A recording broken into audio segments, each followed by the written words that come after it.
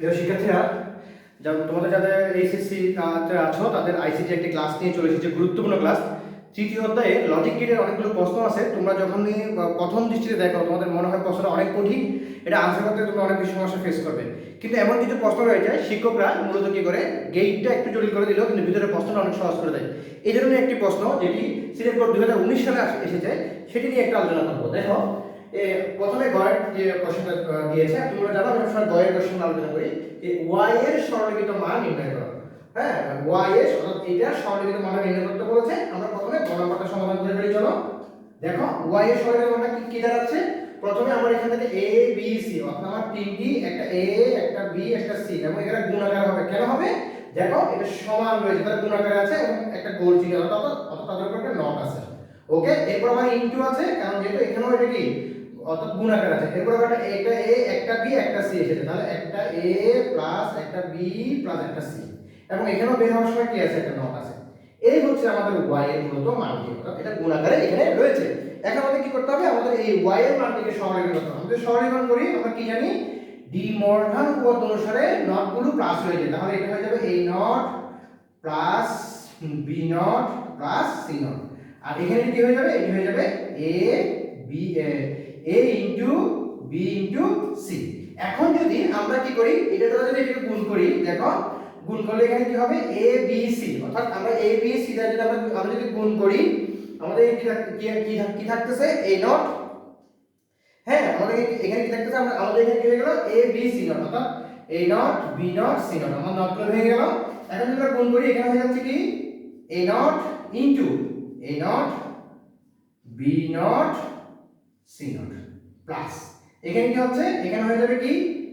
a not into, আমি বিটাকে আগে লিখছি এক জায়গায় লেখানোর জন্য, b নট, আর এখানে b নট এবং এখানে c নট প্লাস এখানে এসে এটা হয়ে যাবে কি? a nought b not c not এবং ইনটু c নট।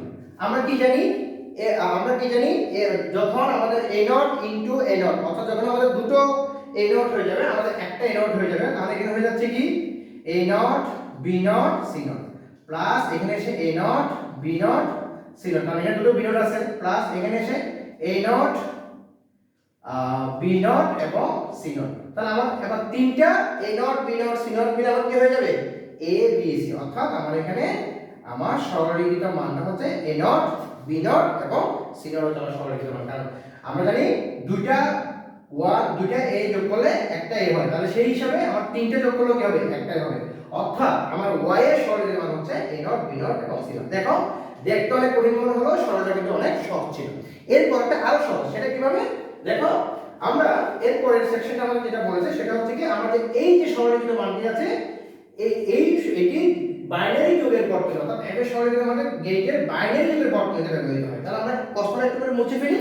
বাইনারি যোগের বর্তনী ব্যবহার হয় বলেছে, আমরা এখানে সলভটা করতেছি। তাহলে দুটো সমাধান একসাথে তোমাদের সামনে থাকলো। দেখো, এখানে f সমান সমান a b plus a plus b not, ঠিক আছে? তার আবার একটা হোল নট, আমরা প্রথমে এই নটটাকে নিয়ে ফেলি। আমরা দ্বিমাগন বলতে সময় কি জানি? যোগ থাকলে গুণ হয়, তাহলে এখানে হয়ে যাবে a b নট ইনটু এখানে হয়ে যাবে a plus b double not, অর্থাৎ a plus b double not সমান সমান আমরা কি জানি? যখন a প্লাস ডাবল নট দুটো নট হয়ে গেলে শুধু a প্লাস b হয়ে যাবে, শুধু কি হয়ে যাবে? a প্লাস b হয়ে যাবে। এখন যদি আমাদের এখানে যে নটটি রয়েছে, অর্থাৎ আমাদের a b নটকে যদি আমরা ভেঙে ফেলি, a b নটকে ভাঙলে আমাদের কি হবে? a b নটকে ভাঙলে হবে a nought plus b not. আমরা এই নটটাকে ভাঙলাম a nought plus b not into এখানে থাকলো কি? a plus b। এবার আমরা গুণ করি, গুণ করলে হয়ে যাবে কি? a not into a plus a b nought plus এটা হয়ে যাবে কি? a nought b plus b not into b। তাহলে আমরা কি থাকতেছে? a নট ইনটু a সমান সমান 0 plus a b nought plus a nought b, আর b ইনটু b নট সমান সমান কি? 0। তাহলে আমরা কি থাকতেছে? a নট b, আমি আগে করে লিখছি a nought b plus a b nought, আর a nought b plus a b nought সমান সমান আমরা কি জানি? এটা হচ্ছে আমার a xor b, অর্থাৎ সমান সমান a xor b, ওরা কি বলেছিল যে বাইনারি যোগের বর্তনীতে এটা ব্যবহৃত হয়ে থাকে। দেখো কত সহজ, এই দুটো কোশ্চেন আনসার করতে তোমার সর্বোচ্চ 5 থেকে 10 মিনিট লাগবে। অর্থাৎ বাইনারি যোগের বর্তনী গেল আর a XOR b সমান সমান হচ্ছে কি a nought b plus a b not, যেটাকে আমরা বলি কি গেট x অর গেট। এটা আমাদের কি গেট, এটা হচ্ছে আমাদের x অর গেট।